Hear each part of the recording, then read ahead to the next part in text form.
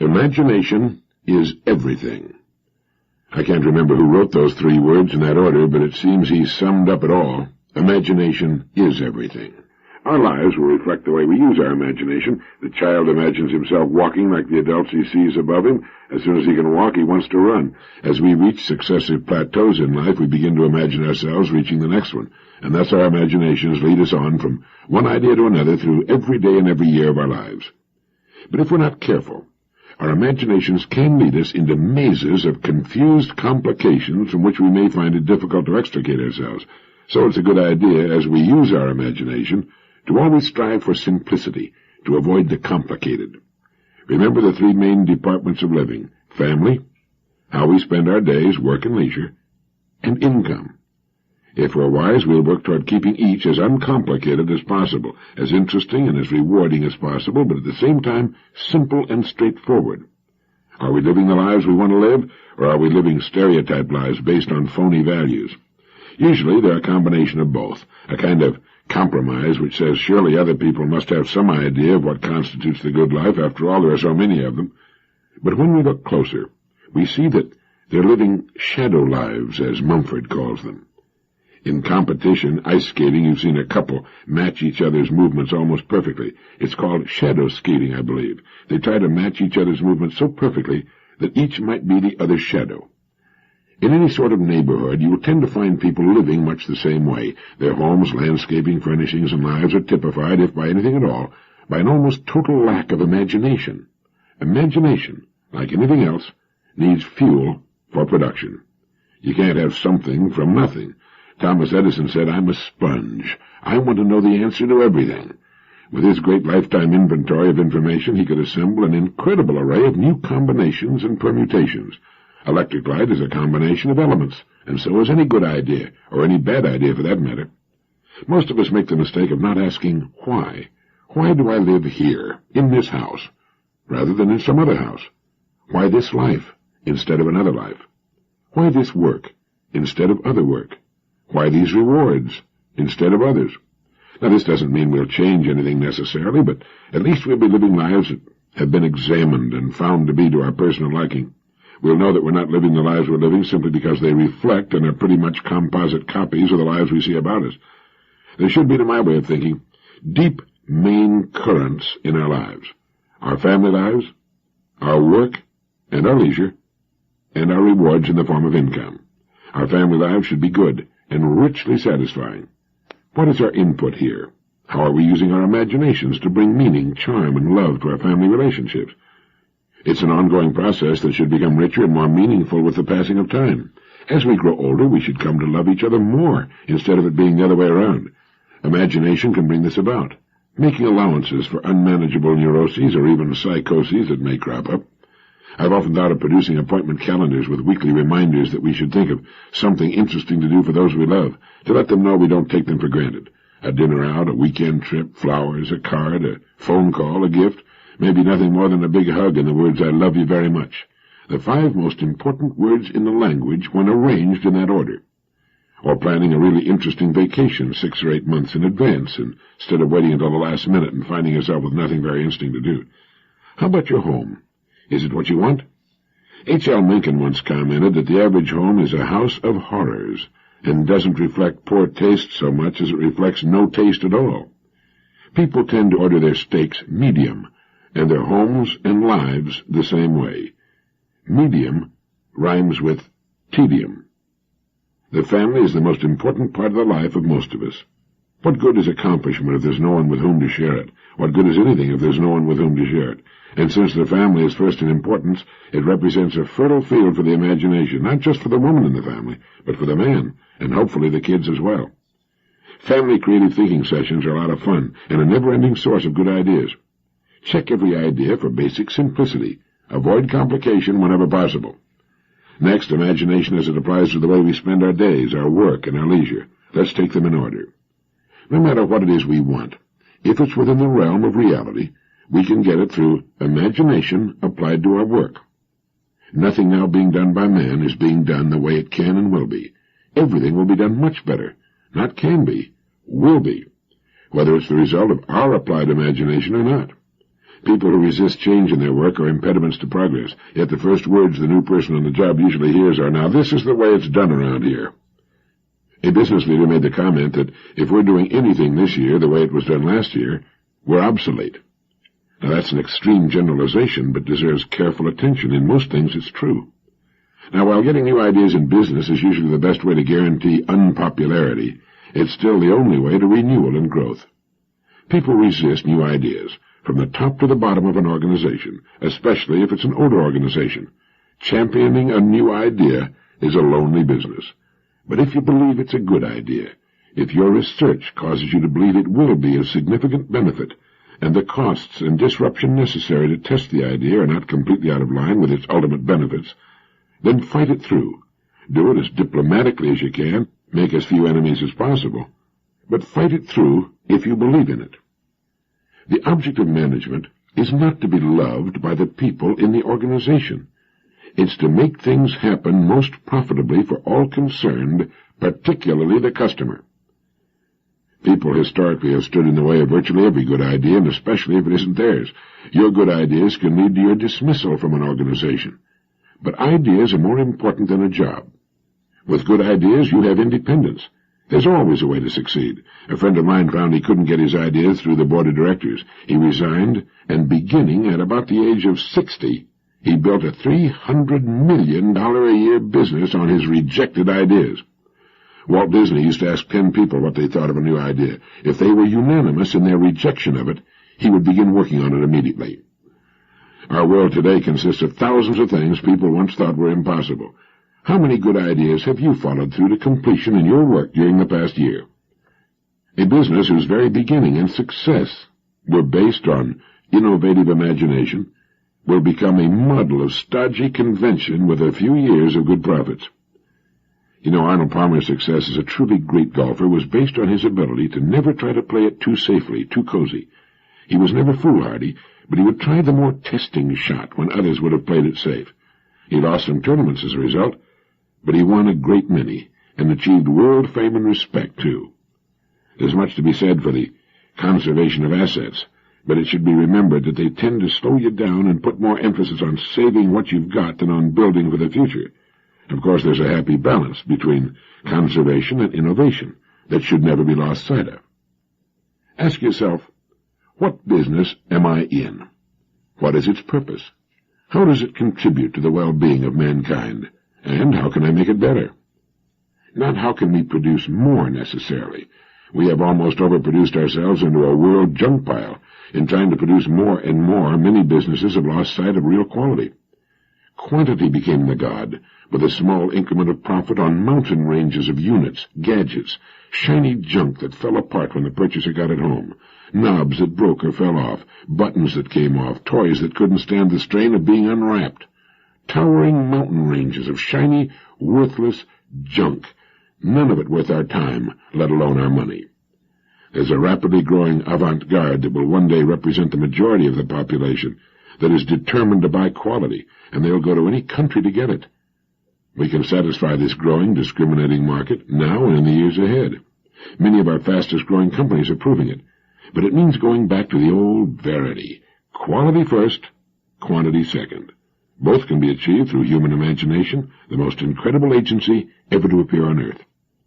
It all comes back to what we want, and, more importantly, what we want to be as persons. A good profit and a steady growth is all that we need in business. We don't have to shoot off the top of the page. But the chances of truly spectacular growth are better via quality through imagination than through quantity for quantity's sake. It makes no difference whether it's a yo-yo or an automobile. Over the long haul, quality will win out. If the size must be reduced to maintain price and improve quality, we should make it smaller. There's always a way through imagination. You know, each of us has a gold mine between his ears. If he fails to mine the gold, well, that's his business. But it's there, all that we could want, and much more. Now, as to input, we should never stop building our store of information. We can never get an idea without raw material, which is information and application. If there's real talent there, too, so much the better. But talent has a way of developing with hard application, daily application, perspiration, long hours of study and deep thought. Become a sponge for information that applies to what you do. Read everything you can find on the subject. Build a fine library of books that are filled with the ideas of others on your specialty, whatever it may be. You know, my wife is a great cook. She must have 30 cookbooks. People who say they're great cooks without ever reading the ideas of others are kidding themselves. I know a writer who refuses to read the works of other writers. He's never amounted to much. Great painters have always learned more from other painters than they did from nature, and they still do.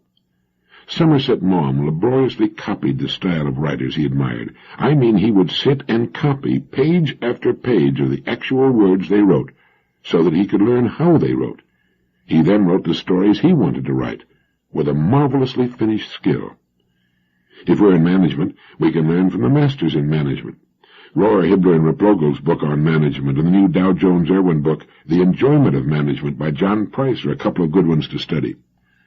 You know, when I first started in radio, I listened carefully to the country's best and highest-paid radio personalities. They had learned their skills through many years of hard work. I learned a great deal from them. All I had to do was turn on my radio and listen. Frank Sinatra learned his amazing breath control from Tommy Dorsey, and every great performer who ever lived has had a model or models he or she studied and admired and wanted to emulate. How about you? The person who thinks he doesn't have to study his craft, art, or profession is a pompous fool, and his chances of ever amounting to much are very slim indeed. A never-ending taking in of the best thoughts of the best people in the field of our choice is the best assurance that we will never stagnate, never stop producing. Paracelsus wrote, "Thoughts are free and are subject to no rule. On them rests the freedom of man, and they tower above the light of nature.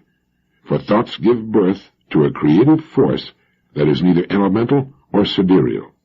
Thoughts create a new heaven, a new firmament, a new source of energy from which new arts flow. When man undertakes to create something, he establishes a new heaven, as it were, and from it the work that he desires to create flows into him. For such is the immensity of man, that he is greater than heaven and earth." He went on to write, "The child is still an uncertain being, and he receives his form according to the potentialities that you awaken in him. If you awaken his ability to make shoes, he'll be a shoemaker. If you awaken the stone cutter in him, he'll be a stone cutter.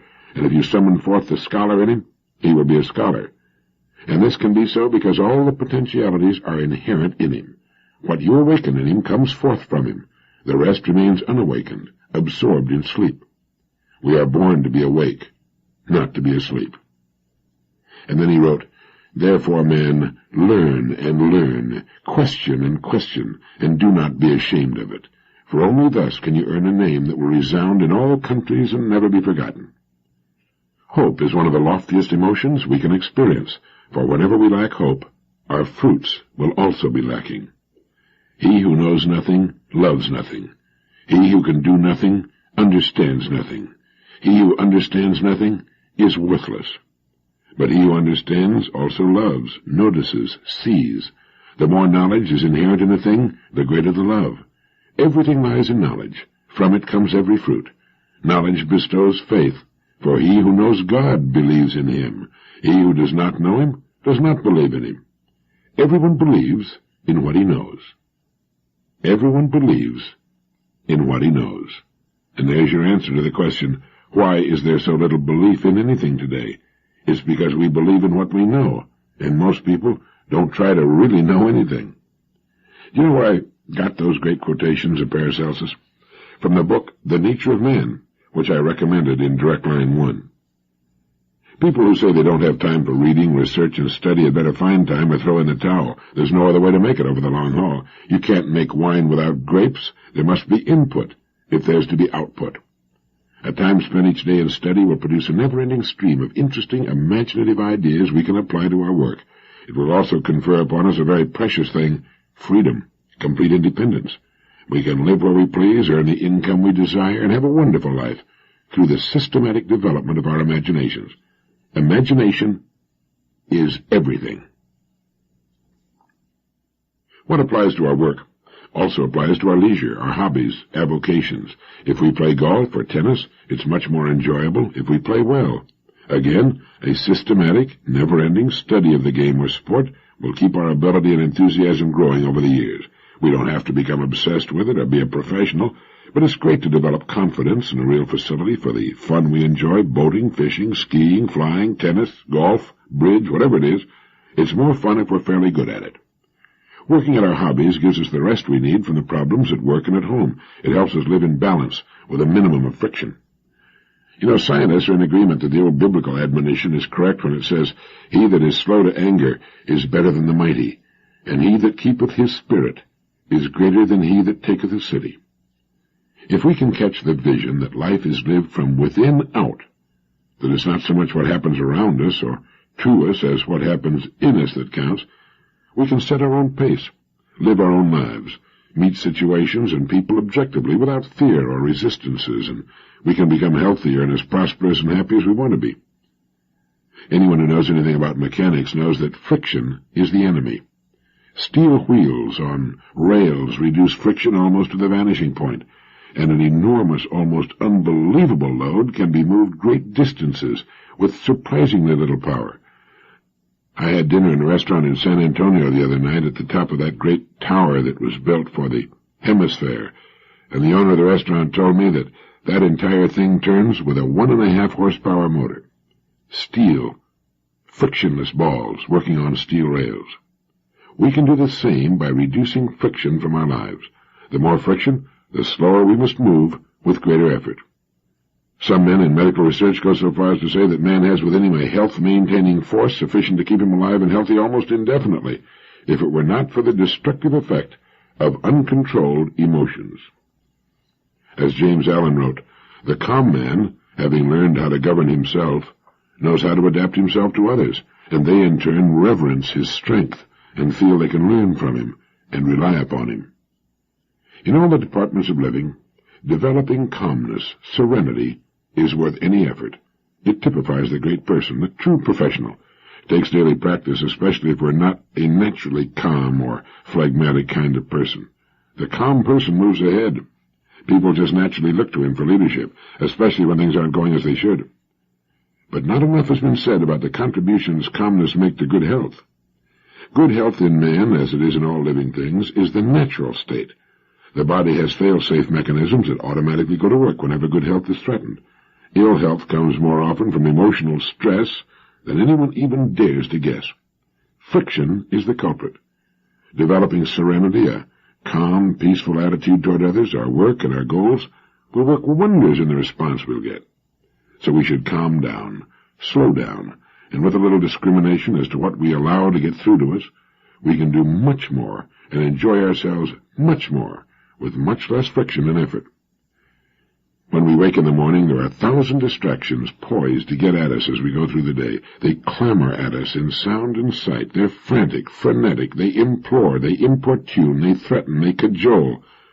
If we'd let them, they'd keep us spinning like confused tops. We need to put a sentry at the door to our consciousness and look at the credentials of that which would enter.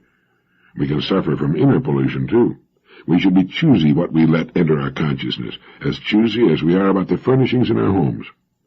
A great educator once said something to the effect that the most interesting people are the people with the most interesting pictures in their minds. If you will think of the things that clamor for your attention as paintings waiting to hang on your walls, you can become very selective. A salesman was talking to a farmer who was very much interested in what he was selling. They were standing in the shade of a tree near the house when the sound of the telephone's ringing reached them. The farmer made no attempt to leave. Finally, the salesman mentioned that the phone was ringing, and the farmer commented that he'd had that thing installed for his convenience, not for anyone else's, and went on with the conversation. There is a way to restore charm and interest to our lives, and it seems to be to cut down on the number of things we let engage our attention and make certain that what does get through is good. I had the good fortune to be raised near a harbor. As a kid, I used to spend hours down on the docks watching the ships loading and unloading. They'd bring in cargoes from the distant and romantic ports all over the world, and I used to stand there with a faraway look in my eyes, envying those sailors who were so fortunate. They traveled over the distant horizon to places I could only imagine or read about in my geography books. I hung around so much that some of the mates and skippers finally recognized me and actually invited me on board. I guess you can imagine the heaven that was for me. They'd take me from the engine room to the forecastle and find it the place I liked best, the navigation bridge. The bridge had the best view, but more than that, it was there that the ship was controlled and steered into all those distant places I dreamed of. Once I was even invited to lunch. I didn't get over that for months. It's strange how something like that can have such an overwhelming fascination for a youngster and exert such an influence over his life. As soon as I was old enough, I was on a ship, and I sailed to quite a few of those distant deep-water ports. No matter how long the trip, I never got tired of sailing and watching the sea in all its different moods. Entering a distant port, even if I'd been there before, was always a brand-new thrill. Over the years, I've tried to figure out why I like ships so much, and I believe I've come up with the answer. Ships operate during their entire lives the way we should, but so few do. Maybe you've never thought much about it, but at any given moment a ship is 100% successful. That is, it's either sailing to a predetermined port of call, or it's in port getting ready to sail to another one. A ship owner is smart. He knows a ship can only reach one port of call at a time. You never see any doubt or confusion, or trying to do more than one thing at a time. You can climb up to the navigation bridge of a big, far-sailing ship and ask the captain where he's going, and he'll tell you instantly and in one sentence. How many people do you know who can do the same thing? It seems that most people want so many different things, most of which they're not really sure of, that they're like the guy who jumped on the horse and rode off in all directions at once. What they ought to do is recognize the truth and success of a ship. Pick one port that's important. Sail to it. Then rest and refit for a little while, then sail to another important port. In this way, in not too many years, a man can set and reach his goals one by one until finally he's got a tremendous pile of accomplishments in which he can take pride. He's got all the things he wants, just because he had sense enough to realize he could only do well one thing at a time. There's one other point that fits in here, and maybe it's the most important of all. If a ship tied up to a dock, for some reason had no place to go, it would stay there until it fell apart from rust and disuse. Ships don't start their engines until they have some place to go, and here again it's the same with men. This is why it's so important that each of us have a port of call we want to reach, a goal, a place to get to that we feel will be better than the place in which we now find ourselves. If we don't, well, we might never cast off. We might never know the thrill of sailing a pre-charted course to a place we can't see for fully 99% of the journey. But we know it's there, and we know that if we keep sailing toward it, we'll reach it. You see, ships have a way of reaching their ports. If someone came up to you today and asked you what your next port of call is, that is, where you're going, could you answer him in one sentence like the captain could on the bridge of his ship? If not, maybe you'd better give it some thought. As soon as I was able and had the time to devote to it, I got a boat of my own. I find it to be a wonderfully restful hobby. With a good boat, you can own a home anywhere on Earth. Since 76% of the Earth's surface is covered by water, there are few places you can't go if you happen to love boats as I do. With our little ship, we have a home in Florida, the Bahamas, the Virgin Islands, the Grenadines, South America, Central America, or Mexico. It can take us wherever we want to go, with no packing and unpacking, with our meals when we want them, and good fishing and swimming along the way. And as Dana wrote back in 1830 in the American Classic 2 years before the mast, a ship is like a lady's watch, always out of repair. So you're never at a loss for something to do. There are always a dozen things waiting to be done. It makes for an interesting, busy hobby, with lots of fresh air and sunshine. It's especially good in the winter when you can't play golf up north. The great William James, in his Principles of Psychology, defined genius as little more than the faculty of perceiving in an unhabitual way. In his essay on habit, he referred to habit as the flywheel of society. It's what keeps us doing what we've been doing in the past. It makes us fear change regardless of the present condition of our lives. And the genius, as defined by Dr. James, seems to be that rare bird who knows that change is not only good, but inevitable. He anticipates the inevitable. He's perhaps what makes change inevitable. He habitually looks at everything about him in an unhabitual way. He takes nothing for granted. He knows that whatever he sees that is made by man or served by man is imperfect, is always in a state of evolving. Let me give you a good example. A friend of mine was looking for a site for a large luxury motel. He was in no hurry and spent months in a certain West Coast city looking for the site that would probably best guarantee a good return on the considerable amount of money he was going to invest and borrow. He found the perfect site. It was near a large university and at the confluence of 5 main roads, one of which was a heavily traveled highway. It was also within the city limits, which would mean a large local trade for the restaurant. There was only one hitch. On the site was an old brick building, an old manufacturing concern, still in business. Well, he called on the owners of the business and told them what he wanted to do. Since the city had, over the years, grown around the old building, he pointed out that it would be to their benefit to sell him the property at a price many times the land's original value and build themselves a new, more modern plant in a less congested area. Well, they saw the sense of his plan and a way to pick up nearly $500,000 for their property and closed the deal. He razed the old building and built his beautiful new motel. Later, he discovered that many people in the motel business had looked upon that site as ideal for their purposes, but had written it off because it was already occupied. He saw it not with the old brick manufactory on it, but instead with his beautiful new motel sitting there. He had looked at that corner in an unhabitual way. Everybody benefited, including the community, by his genius. I think each of us can greatly increase the value of his life by taking to heart Dr. James' definition of genius, by looking at things about us, in our home, and particularly in our work, with new eyes, with the eyes of creation. We can form the habit of seeing things not as they are, but as they perhaps will be, as they could be, as our changing world will insist they be in the future. Our lives are full of old brick buildings that have stood there for too long. We just don't see them anymore, or if we do, we just assume they'll always be there, and maybe they always will, if we don't do something about them. In case the idea impressed you as much as it did me, here's Dr. William James' definition of genius again. You might want to remember it. Genius is little more than the faculty of perceiving in an unhabitual way. Speaking of Dr. William James, he also had something to say about the interesting phenomenon known as second wind. In his essay on vital reserves, he points out that everyone knows what it is to start a piece of work, mental or physical, feeling stale, and we know what it is to warm up to a job. But before too long we feel the first signs of fatigue. As Dr. James put it, we have then walked, played, or worked enough, so we desist, we simply quit. This sort of fatigue forms a kind of barrier behind which the great majority of people live and work. But if an unusual necessity forces us to press onward, as James put it, a surprising thing happens. The fatigue gets worse up to a certain critical point, then gradually or suddenly it passes away, and we're fresher than before. We have evidently tapped a level of new energy, a second wind, masked until then by the fatigue obstacle we usually obey. In fact, we may find that we have third and fourth winds.